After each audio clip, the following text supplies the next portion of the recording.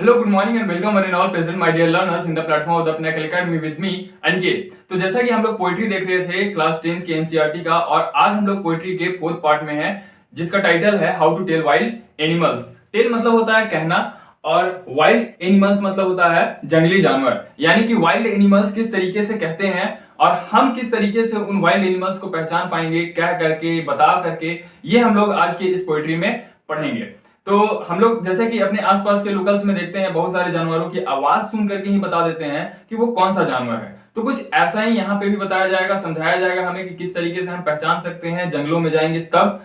और इस कविता को लिखा गया है बाय कैरोलिन वेल्स। तो आइए सबसे पहले हम लोग इस कविता के टाइटल और कविता की जो पोइटेस हैं उनके बारे में जानते हैं। तो सबसे पहले यहाँ पे लिखा हुआ है how to tell wild animals, यानी कि किस तरीके से जंगली जानवर कहते हैं। वाइल्ड का मतलब होता है जंगली, एनिमल्स का मतलब होता है जानवर। ठीक है, तो यहाँ पे सबसे पहले हम लोग कैरोलिन वेल्स के बारे में देखते हैं कि वो है एक American mystery writer and poet. Carolyn Wells जो है वो एक अमेरिकन राइटर थी, ठीक है, और वो एक मिस्ट्री राइटर थी। मिस्ट्री राइटर कहने का मतलब है कि रहस्यमयी कहानियां लिखा करती थी, रहस्यमयी तरीके से वो अपनी कहानियों का प्लॉट बनाया करती थी। साथ ही साथ हम देख रहे हैं कि वो पोएट भी थी, यानी कि वो एक कवित्री भी थी। तो इनका जो जन्म है वो 18 जून 1862 को रावे न्यू जर्सी यूएसए में हुआ था। यानी कि न्यू जर्सी जो हमारा अमेरिका में स्थित है, वहां रावे नाम के एक स्थान में इनका जो जन्म है वो 18 जून 1862 को हुआ था।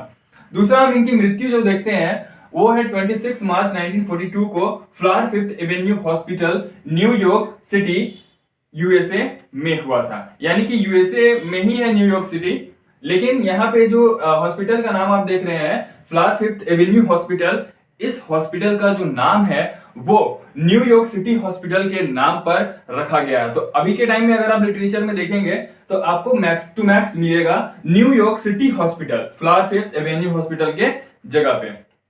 तो आइए अब हम लोग थोड़ा सा देखते हैं कि बिफोर यू रीड में आपके इस पोएट्री में क्या दिया हुआ है। बिफोर यू रीड में लिखा हुआ है कि this humorous poem suggests some dangerous ways to identify wild animals. यानी कि ये जो कविता है ना, थोड़ा डेंजरस तरीके से और हास्यास्पद तरीके से आपको ये बताएगा कि हम किस तरीके से किसी जानवर को पहचान सकते हैं। ठीक है, जैसे कि बाय द वे मान लीजिए कि आपके सामने से कुत्ता गुजर जाता है लेकिन आपको कुछ नहीं करता है, लेकिन वहीं पे इस कविता में आपको ये बताया जाएगा कि एक बाघ जब आपके सामने आ जाएगा तो बाघ को कैसे पहचानिएगा कि वो बाघ है, शेर को कैसे पहचानिएगा कि वो शेर है। तो जब वो सामने आ जाएगा तब आपको बताया जाएगा। ठीक है, इसीलिए यहाँ पे बोला गया है दिस ह्यूमरस पोम। ह्यूमरस मतलब होता है हास्यप्रद, और सजेस्ट सम डेंजरस वेज यानी कि खतरनाक तरीके बताएगा। ठीक है, क्या करने का, तो टू आइडेंटिफाई वाइल्ड एनिमल्स, जंगली जानवरों को पहचानने का खतरनाक तरीका बताएगा। So the poetry has been written in 6 stanzas, और इन सभी 6 स्टांजास में आपको डिफरेंट डिफरेंट जानवरों के बारे में पढ़ने को मिलेगा। तो सबसे पहले जो हम लोग यहाँ पे पहला स्टांजा देख रहे हैं उसमें किसके बारे में दिया गया है, आइए हम लोग देखते हैं। सबसे पहले हम लोग इसको रीड करते हैं कि क्या है। If ever you should go by chance to jungle in the east, अगर आपको कभी जंगल जाने का मौका मिले और वो जंगल हो किसी गलती से, ठीक है, क्या लिखा हुआ, if ever you should go by chance, यानी कि किसी भी तरह से या गलती से या फिर जानबूझ करके या फिर कोई ले जाए, तो उस तरीके से अगर आपको जाने का मौका मिलता है, कहां, to the jungle in the east, east के जंगलों में, यानी कि हमारे भारत के ईस्ट के जंगलों में अगर जाने का आपको मौका मिलता है तो, and if there should to you advance a large and tawny beast, और वहां जब आप पहुंचते हैं ईस्ट के जंगलों में तो वहां पे अगर आपको एक लार्ज एंड टॉनी बीस्ट मिलता है, लार्ज यानी कि लंबा, या कहने का मतलब है कि बड़ा, और टॉनी बीस्ट, बीस्ट मतलब होता है कि पशु, यानी कि खूंखार पशु जो है वहां पे आपको मिलेगा। ठीक है, अब वो खूंखार पशु कौन होगा, if he roars at you as you are dying, और वो आपको देख करके आप पर चिल्लाता है, गर्जना करता है। रोर करना मतलब होता है गरजना। ठीक है, तो जब आपको वो देख करके गरजता है और आपको ऐसा महसूस होता है कि उसकी गर्जन से ही आपकी जान निकल गई, तो आपको यह समझ लेना है कि you will know it is the Asian lion. तो आपको समझ लेना है कि वो क्या है, एशियन लायन है, यानी कि एशियाटिक शेर है। ठीक है, लायन मतलब शेर। So now we are in the second stanza, और सेकेंड स्टांजा में अब हम लोग देखेंगे किसी दूसरे टाइप के जानवर के बारे में। तो यहाँ पे देखते हैं कौन सा जानवर के बारे में बात किया गया है। तो बोला गया है, और if sometime when roaming round a noble wild beast greets you. अब यहाँ पे बोला गया है कि आप घूमते हुए, यदि राउंड करते हुए या फिर घूमते हुए आगे चले जाते हैं, ठीक है, रोमिंग मतलब होता है भटकते हुए, ठीक है, राउंड मतलब होता है गोल गोल। अब गोल गोल नहीं, लेकिन जंगल में अगर आप जा रहे हैं तो सीधे जाएंगे या फिर दाएं बाएं कहीं घूम करके गोल गोल भी हो सकते हैं। ठीक है, तो यहाँ पे लिखा हुआ है, और इफ सम टाइम, देखिए बुक में आपका जो सम टाइम है वो सम टाइम अलग अलग लिखा हुआ है, यहाँ पे थोड़ा सा मेरा सट गया है। तो और if some time when roaming round a noble wild beast greets you. Beast मतलब मैंने पहले भी आपको बताया पशु होता है, जानवर।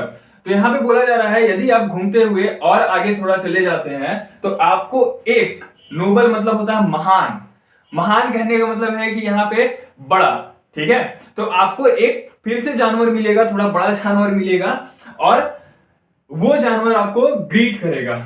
ठीक है, बेस्ट ग्रीट्स यू, आपका स्वागत करेगा, with black strips on A yellow ground, जिसका जो पूरा शरीर होगा पूरा पीले कलर का होगा, और उस पीले कलर के पूरे शरीर में ब्लैक कलर की धारियां बनी होंगी। स्ट्रिप्स मतलब होता है धारियां, तो ब्लैक धारियां बनी होगी, काली धारियां। Just notice if he it's you, और आपको नोटिस करना है कि अगर वो आपको खाता है या खाने की कोशिश करता है। This simple rule may help you learn the Bengal tiger is discern. Discern मतलब होता है रिकॉग्नाइज करना, यानी कि पहचान करना।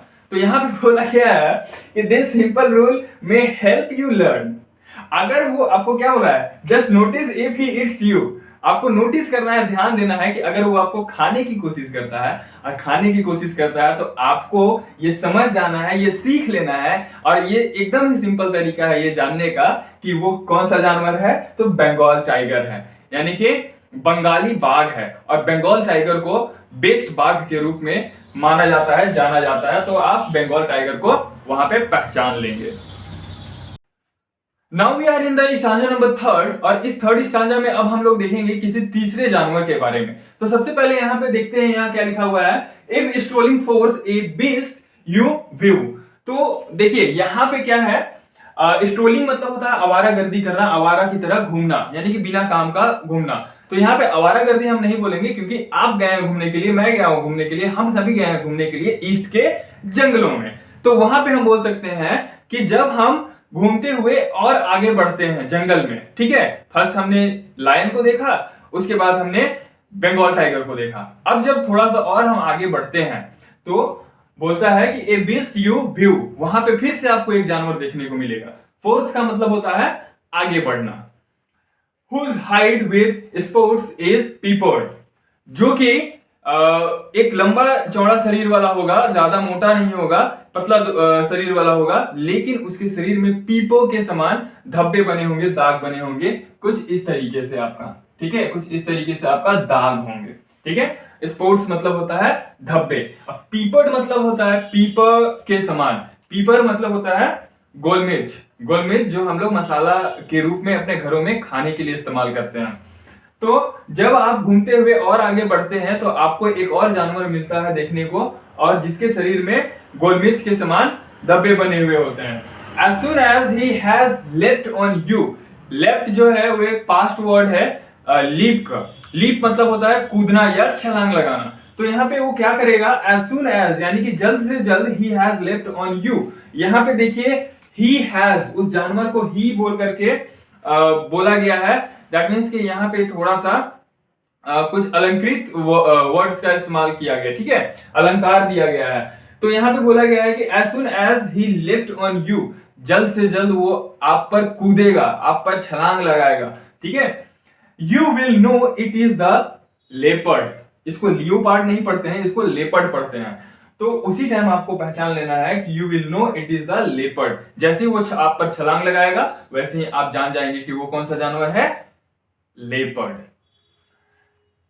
It will do no good to roar with pain, और ये ज्यादा चिल्लाएगा नहीं जिस तरीके से शेर और बाघ चिल्लाते हैं, ठीक है, जिस तरीके से शेर और बाघ चिल्लाते हैं उस तरीके से नहीं चिल्लाएगा। और यहाँ पे देखिए ट्विन लिखा हुआ है और यहाँ पे कॉमा दिया हुआ है, ठीक है, कॉमा नहीं बोलेंगे हम इसको, इसको अपोस्ट्रोफी बोलेंगे, ठीक है। तो यहाँ पे आई हटा करके अपोस्ट्रोफी दिया गया है। तो it will do no good to roar with pain, ये आपके लिए कुछ भी अच्छा नहीं करेगा, साथ ही साथ आप पर कोई गर्जना नहीं करेगा और गर्जना के साथ आपको कोई दर्द नहीं पहुंचाएगा। He will only leap and leap again, वो बार बार आप पर केवल छलांग लगाएगा। अब केवल छलांग लगाएगा बोला जा रहा है, दैट मींस कि ये नहीं समझना है कि केवल वो छलांग लगाएगा और आपसे प्यार करेगा, ठीक है। वो छलांग लगाते लगाते पता चलेगा कि आपके शरीर को चीर फाड़ करके खा गया, क्योंकि वो कौन सा जानवर है, लेपर्ड है। So we are in the fourth stanza and here we will see fourth another animal. तो यहाँ पे लिखा हुआ है if when you are walking round your yard, yard मतलब होता है आंगन, आंगन कहने का मतलब है कि जिस जंगल में आप घूमने के लिए गए हैं, घूमते घूमते वहां पे बोला जा रहा है कि आप थोड़ा सा और आगे जाते हैं। if you are यहाँ पे अपोस्ट्रोफी डाला हुआ है, उसके जगह पे आर है, तो शॉर्ट में लिखा हुआ है if when you are walking round your yard, आप चलते चलते या टहलते टहलते थोड़ा और आगे जाते हैं। You meet a creature there, creature मतलब होता है एक जानवर, ठीक है, एक जीव। जैसे कि आप लोगों ने क्रिएचर नाम का मूवी भी बहुत सारा देखा होगा, तो क्रिएचर मतलब होता है जानवर या जीव या पशु। तो यहाँ पे बोला जा रहा है you meet a creature there, आप वहां एक और क्रिएचर से मिलेंगे, चौथे क्रिएचर से आप यहाँ पे मिलने जा रहे हैं, ठीक है। तो who hugs you very very hard, hugs मतलब होता है, आप लोग जानते हैं ना, हग डे मनाते हैं वैलेंटाइन वीक के टाइम में, तो वहां पे, हाँ आप लोगों को पता है सारा चीज। तो हग का मतलब होता है गले लगाना, ठीक है। तो वो जो जानवर आपको मिलेगा आगे जब आप जाएंगे, तो who hugs you very very hard, वो जो मिलेगा ना तो आपको बहुत जोर से गले लगाएगा, ठीक है, बहुत कस के एकदम टाइट वाला हग देगा। Be sure it is a bear, तो आपको वहां पे पक्का हो जाना है, कंफर्म हो जाना है कि वो जानवर कोई और नहीं बल्कि बेयर है, यानी कि भालू है। If you have any doubts I guess, तो वहां पे कैरोलिन वेल्स क्या बोलती है कि अगर आपको कोई संदेह है, डाउट है, कोई संदेह है, तो आई गेस यानी कि मैं गेस करती हूं, he will hug you give you just one more cares. तो वो क्या बोलती है कैरोलिन वेल्स यहाँ पे कि अगर आपको कोई डाउट है कि वो जो जानवर है आपको जोर से गले लगाया वो भालू है या नहीं, तो आपको वो फिर से आएगा और फिर से आपको गले लगाएगा और फिर से गले लगाएगा जोर से, ठीक है। तो आपको समझ में आ जाएगा, आ जाना चाहिए, आ जाएगा क्या, आ जाना चाहिए कि अब ये सचमुच में एक भालू ही है। Now we are in the fifth stanza and यहाँ पे हम लोग किसी अब नए जानवर के बारे में देखेंगे, किसी अनदर जानवर के बारे में देखेंगे। तो यहां पे दिया गया है though to distinguish beasts of prey a novice might nonplus. अब देखिए यहाँ पे कुछ वर्ड्स हैं, उनका मतलब समझ लीजिए। पहले बोला जा रहा है दो टू डिस्टिंग्विश, डिस्टिंग्विश मतलब होता है डिफरेंशिएट करना, यानी कि कुछ अलग छांटना, ठीक है। तो though to distinguish beasts of prey, prey मतलब होता है शिकार करना। तो यहाँ पे आप क्या करेंगे, though to distinguish beasts of prey, थोड़ा सा और आप आगे चल करके जाएंगे तो वहां पे आपको एक और जानवर मिलेगा और वो शिकारी जानवर होगा, ठीक है। शिकारी मतलब कि जानवरों का शिकार करने वाला जानवर होगा, हो सकता है वो आपका भी शिकार कर दे। ए नोवाइस माइट नॉन प्लस, तो नोवाइस का मतलब होता है नौसिखुआ, यानी कि अनाड़ी, यानी कि नया आदमी जो नया नया काम करता है, ठीक है। माइट नॉन प्लस, तो नॉन प्लस का मतलब यहाँ पे होता है संकोच करना। तो ए नोवाइस माइट नॉन प्लस, एक नया आदमी नौसिखुआ देख करके वहां पे थोड़ा सा उस जानवर को थोड़ा संकोच करेगा। द क्रोकोडाइल यू ऑलवेज मे, तो वो कौन सा जानवर होगा, क्रोकोडाइल, ठीक है। तो आपको ये पहचान कर लेना है वहां पे कि जो जानवर है वो वहां पे शिकार करने के लिए ही आया है और वो नए व्यक्ति को देख करके थोड़ा सा संकोच करेगा या फिर नया व्यक्ति उसको देख करके संकोचित महसूस करेगा अपने आप में, और उस वक्त आपको समझ जाना है कि वो कौन सा जानवर है, द क्रोकोडाइल यू ऑलवेज मे। तो वैसी स्थिति में आपको समझ लेना है कि वो कौन सा जानवर है, क्रोकोडाइल है। और मगरमच्छ, मगरमच्छ यानी कि मगरमच्छ के आंसू, मगरमच्छ के आंसू में आपको नहीं बहना है। टेल फ्रॉम द हाइना दस, और इस प्रकार आपको वहां पे एक और जानवर देखने को मिलेगा। कौन सा जानवर? हाइना। अब हाइना कौन सा जानवर होता है? हाइना लकड़बग्घे को बोला जाता है, ठीक है। टिल फ्रॉम द हाइना दस, तो इस प्रकार से हम बोल सकते हैं कि वो कौन सा जानवर है? हाइना है। हाइना कम्स विथ मेरी स्माइल, और हाइना किस तरीके से आता है आपके पास? तो मेरी स्माइल के साथ में। मेरी मतलब होता है खुशी, और स्माइल मतलब होता है मुस्कुराना। तो खुशी की मुस्कान के साथ में वो आपके सामने आता है। But if they weep they are crocodile, लेकिन अगर वो रोता है तो आपको ये पहचान जाना है कि वो क्रोकोडाइल है। मगरमच्छ के आंसू के बारे में सुनिए ना आप सभी। हाँ, तो आपको समझ जाना है कि अगर वो जानवर रोता है तो वो मगरमच्छ है, लेकिन अगर वो जानवर खुशी के साथ में मुस्कान लेकर के आपके सामने आता है तो आपको जान जाना है कि वो हाइना है। तो यहाँ पे हम लोगों ने दो जानवर के बारे में पढ़ा, एक हम लोगों ने पढ़ा हाइना के बारे में और एक हमने पढ़ा क्रोकोडाइल के बारे में, ठीक है। अगर रोते हुए आता है या फिर आपके पास, हाँ यहाँ पे लिखा हुआ भी है, देखिए ना, वीप दे आर क्रोकोडाइल। अगर वो रोता है, आंसू बहाता है तो वो मगरमच्छ है, और आंसू नहीं बहाता है लेकिन मेरी स्माइल के साथ में आता है, खुशी के मुस्कान के साथ में अगर आपके सामने में आता है तो आपको पहचान जाना है कि वो कौन सा जानवर है? हाइना है, हाइना लकड़बग्घा। Okay, now we are in the last stanza of this poetry, that is sixth stanza. The true chameleon is small. अभी तक हम लोगों ने 5 स्टांजा देखे और 5 स्टांजा में 6 जानवरों के बारे में देखा। फिफ्थ जो स्टांजा था हमारा, वहां पे हमने हाइना और क्रोकोडाइल के बारे में देखा। इस स्टांजा में हम लोग भी एक नहीं, 2 या 2 से हो सकता है कि ज्यादा भी जानवर आपको देखने को मिल जाए, समझने को मिल जाए यहाँ पे, ठीक है। लेकिन 2 जानवर यहाँ पे भी आपको मिलेंगे ही मिलेंगे। 2 इंसेक्ट हो सकते हैं जानवर।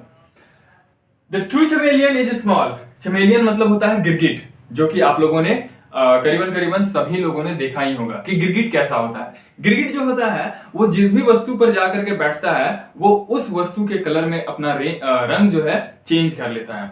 तो बोला गया है यहाँ पे the true chameleon is small. जो रियल में चमेलियन होता है, सच्चा चमेलियन होता है, वो छोटा होता है।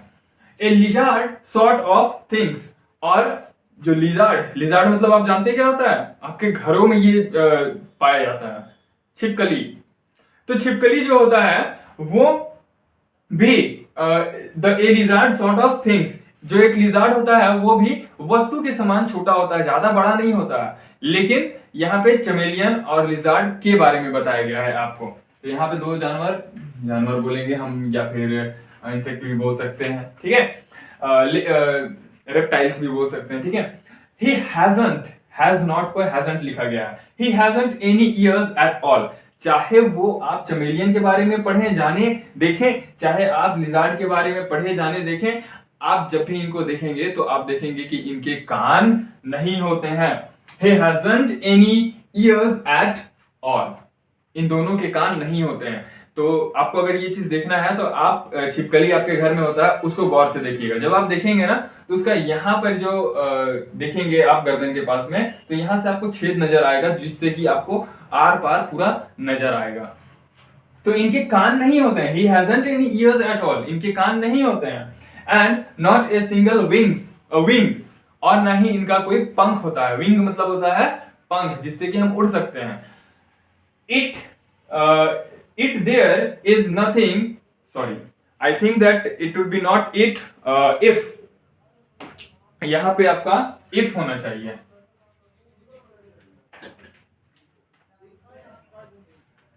If there is nothing on the tree, और आपको पेड़ में कुछ भी नजर नहीं आ रहा है, it is the chameleon you see, तो आप चमेलियन को देख लिए हैं। क्योंकि मैंने आपको फर्स्ट में ही बताया और आपने देखा भी है कि जो चमेलियन होता है, जो गिरगिट होता है, वो वस्तु का कलर के अनुसार अपने आप को बदलता है, यानी अपने आप के कलर को बदल लेता है। तो यहाँ पे 2 रेप्टाइल्स के बारे में हम देखें कि 2 जो रेप्टाइल है, एक चमेलियन एक लिजार्ड, दोनों के ही कान नहीं होते हैं, दोनों ही सुन नहीं सकते हैं, ना ही दोनों उड़ सकते हैं। और यहाँ पे अगर आप देखते हैं किसी पेड़ को और आपको वहां पे कुछ भी नजर नहीं आता है पेड़ के अलावा, तो आपको समझ लेना है कि it is the चमेलियन you see, आपने एक चमेलियन को देखा, चमेलियन यानी कि गिरगिट को देखा, क्योंकि जो गिरगिट है वो ऑब्जेक्ट के अकॉर्डिंग अपने आप को चेंज कर लेगा, अपने रंग को बदल लेगा। ठीक है, सो आई थिंक कि आप लोग इस पोएट्री को अच्छे तरीके से समझ पाए होंगे, और जो भी आप लोगों को नहीं समझ में आएगा वो आप डिस्क्रिप्शन बॉक्स में जाकर के देख लेंगे, आप लोगों को सारा A to Z जो भी क्वेश्चन आंसर है, जो भी वर्ड मीनिंग है, सारा चीज लिखा हुआ आपको वहां पे मिल जाएगा। साथ ही साथ आप कमेंट्स के माध्यम से अपने सवालों को विस्तृत तरीके से मेरे से पूछ सकते हैं कमेंट्स के माध्यम से। और फर्स्ट वीडियो में मैंने आपको व्हाट्सएप नंबर भी दिया था, तो वहां से भी आप कांटेक्ट कर सकते हैं मेरे को। तो चलिए मैं एक बार फिर से आपको पढ़ करके बता देता हूं इस पोएट्री को। ठीक है, if ever you should go by chance to jungle in the east, and if there should you to you advance a large tawny beast, if he roars at you as you are dying। तो यहाँ पे जो word लिखा हुआ था ना, मैंने आपको आई थिंक कि नहीं बताया था, DYIN लिखा हुआ था। दैट मीन्स कि यहाँ पे अपोस्ट्रोफी दिया हुआ था, तो ये डाइन का मतलब हो गया डाइंग, DYING। ये बतलाने के लिए मैंने अभी यहाँ पहला स्टांजा पढ़ा। तो पहले स्टांजा में आप लोगों को बताया गया है लायन के बारे में, एशियन लायन के बारे में। ठीक है, दूसरे स्टांजा में आपको बताया गया है बंगाल टाइगर के बारे में, तीसरे स्टांजा में आपको बताया गया है लेपर्ड के बारे में, चौथे स्टांजा में आपको बताया गया है बेयर यानी कि भालू के बारे में, पांचवें स्टांजा में आपको बताया गया है दो जानवरों के बारे में, एक आपको बताया गया है हाइना के बारे में, एक आपको बताया गया है क्रोकोडाइल के बारे में। उसके बाद आपको लास्ट वाले स्टांजा में बताया गया है चमेलियन के बारे में, और आपको लिजार्ड के बारे में बताया गया है। So thank you and best of luck to all my dear learners.